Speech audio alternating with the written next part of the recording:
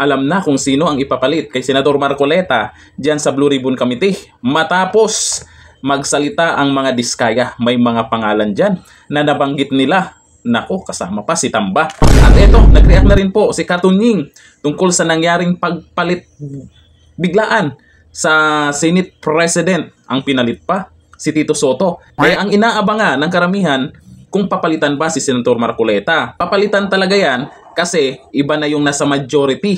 O ito. Ang ating pong balita, papalitan si Senator Rodante Marcoleta bilang chairman ng Blue Ribbon Committee. Well, nasa kanila naman yun. Pero, hindi ba medyo masama ang optics nun? Pagkatapos na kumanta ang diskaya, magsalita si Toby Chanco sa Blue Ribbon na pinamumunuan ni Marcoleta. At kung ano-ano pa yung na-discover natin doon, mga kababayan, bigla mong papalitan yung Marcoleta.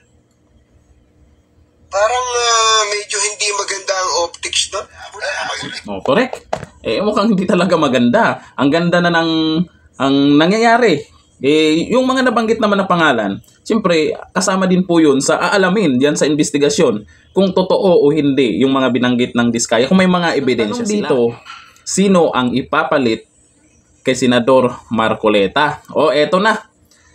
Dito sa post po ni Atty. Rowena Guanzon, ang sabi niya dito, dinibdib ni Marcoleta ang trabaho ng husto para makakuha ng matinding confession sa diskaya couple pero siya ang tinanggal. Anyway, nangyari na. Umaasa ako na magtutuloy-tuloy ang nasimulan ng pagdinig sa pagpalit ng liderato patungo kay Senator Ping.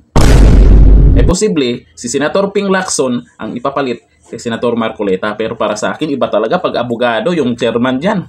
Lalo sa Blue Ribbon Committee. Kalain mo ha, yung Senate President, abogado, pinalitan ng Itbulaga. Hindi, pinalitan ni Soto. Yung sa Blue Ribbon Committee naman, abogado rin, pinalitan ni Ping Lacson. Ano kaya sa tingin nyo ang pwedeng mangyari dyan? Ang sabi ng iba naman, paghahanda ito sa February dahil pwede daw maghain ulit ng impeachment complaint kay VP Sara Duterte. Kung si Ping Lacson man ang magiging chairman dyan sa Blue Ribbon Committee, ano kayang magiging takbo? Paano yung mga pangalan na nabanggit dyan? O eto, may reaction agad siya dyan. O dito sa balita, ang sabi ni Senator Ping Lacson na. Kaya dito mababasa po natin kung ano yung gusto niya. Naku, baka mga Duterte na naman yan. Baka hindi naman, no? Ito ang sabi, hindi umano dapat basta-bastang hatulan at sampahan ng kaso ang mga sangkot na individual sa listahan ng mag-aasawang kontraktor na sina Sara at Curly Diskaya. Ayon kay Lacson, napamumunuan na rin ang Senate Blue Ribbon Committee kapalit ni Senator Rodante Marcoleta. Pag-aralan niya ang mga nagdaang pagdinig ng committee kaugnay ng investigasyon sa anomalya ng flood control projects. Naku, pag-aaralan pa lang. Mag-uumpisa ulit yan, malamang. Sa tulong ng mga miyembro nito, inaasahan naman niyang magkakaroon ng rekomendasyon ng pagsasampa ng kaso laban sa mga sangkot. Di nga. Kabilang anya rito ang mga kongresista at opisyal ng Department of Public Works and Highways or DPWH na isiniwalat ng mag-asawang Diskaya noong Lunes, September 8. Ngunit kung mayroon lamang umanong matibay na ebidensya. Pwede naman. Sabi niya, ito ang sabi niya, kasi yung nangyayaring pagtuturo ng mag-asawa, hindi pwedeng ganun-ganun lang eh. Kailangan talaga may resibo. Pagbibigay din ni Lacson. Pero sa totoo lang, ang alam ko, merong nabanggit dyan sa Senate hearing na text messages. May mga contact, may mga number kung kailan sino yung tinatawagan, ano yung napag-usapan. Ebidensya din yun kung totoo man ang sinabi ng mag-asawang Diskaya. Ito, dagdag pa niya. Marami na ngang katanungan eh. Parang selective. Hindi po pwede yun. At saka indiscriminate. Hindi pwedeng may diskriminasyon na kung sino lang yung gusto nilang ituro. Yun ang ituturo at yung iba ililigtas. Hindi naman parehas yun. Dagdag pa niya. Sino yung ililigtas? Maganda. Para sa akin maganda na nga yung nangyari.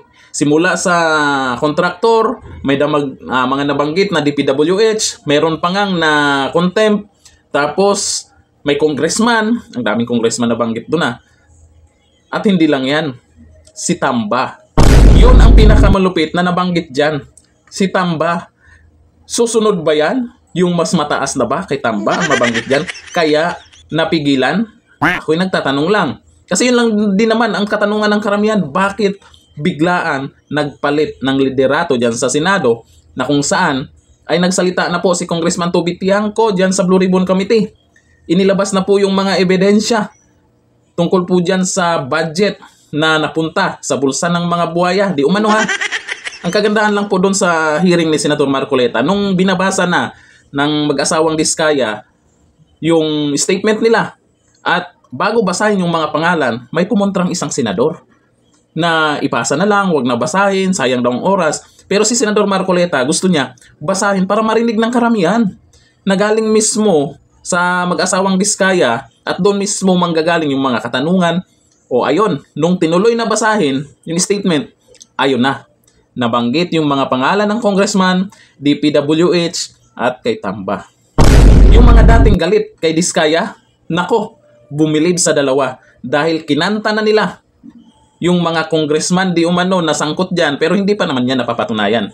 Kailangan may ilabas pa rin silang ebidensya dyan. Kung talagang sila yung mga may ano ba yon?